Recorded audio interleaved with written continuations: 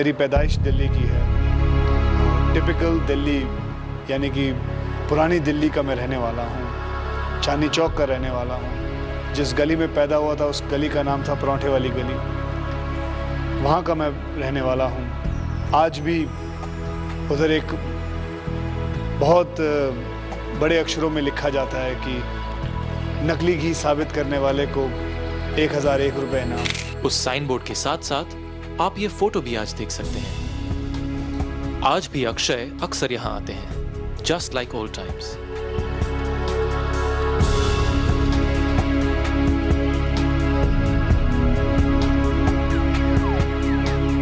पढ़ाई लिखाई मैंने बॉम्बे में की, लेकिन जब भी समर वेकेशन हो या क्रिसमस हो, जब भी मौका मिलता था मैं दिल्ली चले जाया करते थे। हम वहाँ I used to put on lot of weight because that was my grandmother's house. Akshay पढ़ते थे डॉन बॉस्को स्कूल में। स्कूल वैसे काफी स्ट्रिक्ट था। अक्षय का यहाँ एडमिशन मिलना आसान नहीं था, लेकिन एक अनोखी बात हुई। मेरे जब स्कूल में एडमिशन हुआ था, कहते हैं कि लोग डॉन बॉस्को स्कूल, जिस स्कूल में मैं जाया करता था, वहाँ एडमिशन इतनी आसानी से नहीं मिल सकता है। लेकिन मुझे बहुत आसानी से मिल गया था, क्योंकि एक छोटा सा मैंने काम किया था जो कि मैं कह सकता हूँ मैं कोई प्लान नहीं था। पेपर पड़ा हुआ था जो कि मैंने उसे उठा के वेस्ट पेपर बास्केट में रख दिया था, और जो वहाँ के प्रिंसिपल थे वो चीज़ उन्होंने देख ली थी और बिना किसी हेजिटेंट के उन्होंने मुझे एडमिशन दे दी थी। अक्षय को मिला कॉन्वेंट स्कूल में एडमिशन। उस साल अक्षय ने सीखे 2 नए शब्द, डॉन बॉस्को। फिर 8 साल बीत गए। उनकी लाइफ में आए 2 और शब्द, और इन शब्दों ने तो मानिए अक्षय की लाइफ का रुख ही बदल दिया, मार्शल आर्ट्स।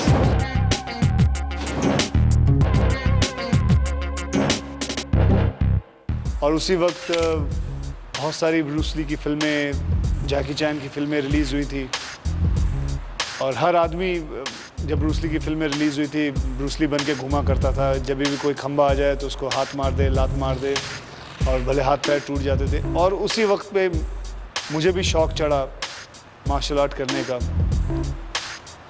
पता ABC नहीं था, लेकिन सब कुछ सीखना शुरू किया। जब बिगिनिंग में जब मैंने सीखना शुरू किया तो हर चीज़ें घर में तोड़ देता, अपनी सिस्टर पे जाके हाथ पांव चलाता, छोटे जो जितने भी मेरे दोस्त होते उनको मारने की कोशिश करता। लेकिन जैसे जैसे वक्त बढ़ता गया, the true meaning of martial art I understood. Akshay ने समझा मार्शल आर्ट्स का सही मतलब, और उनके पिताजी ने समझा अक्षय का जुनून। My father was wrestler, and उन्होंने हमेशा स्पोर्ट्स को बहुत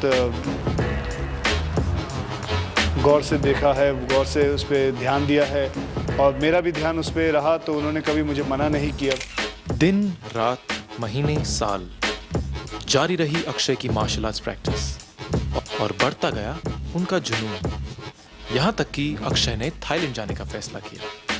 My father couldn't afford, he couldn't send me to Bangkok where I wanted to learn martial art, but anyhow he took money on interest, and he bought me a ticket to Thailand and he sent me there. Thailand में रहकर अक्षय ने martial arts के lessons के साथ साथ life के lessons भी सीखे।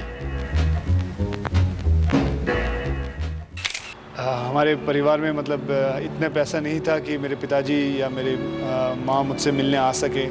साल में एक बार आया करते थे वो मुझसे मिलने, ना कि मेरे पास इतना पैसा था कि मैं उधर जा सकूं। 4-5 साल जैसे भी हम लोगों ने अलग रह के बिताए, फ़ोन पे बात करके बिताया, चिट्ठियों से बात करके बिताई, इसी उम्मीद पे कि एक दिन मैं मार्शल आर्ट का टीचर बन जाऊंगा, और मैं घर जाके I would tell my father that what I wanted to do in life, I have succeeded in it. तो इसी उम्मीद पे मैं जो जुदाई बर्दाश्त करता गया।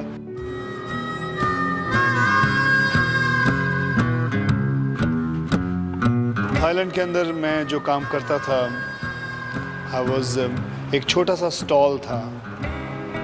छोटा सा स्टॉल यानी कि आप समझ लीजिए 20/10 का स्टॉल था, जिसके अंदर हिंदुस्तानी खाना भी नहीं, छोले ये सब कुछ बनता था मैं खुद बनाता था और खुद लोगों के घर यहाँ देने भी जाया करता था। हम सिर्फ 2 जन थे, मैं और मेरा एक और साथी था, हम दोनों काम करते थे। हमारे पीछे हिंदुस्तान की जाने मानी श्रीदेवी जी की फ़ोटो रहा करती थी और we used to always admire her and कभी ज़िंदगी में सोचा नहीं था कि फिर उनसे मैं कभी ज़िंदगी में उनसे मिलूँगा।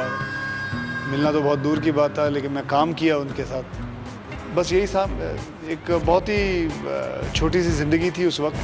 पर ये छोटी सी जिंदगी आगे चलकर इतनी बड़ी बन जाएगी, इसका अंदाजा तो अक्षय को भी नहीं था। देखते रहिए biorhythm, the story of Akshay Kumar.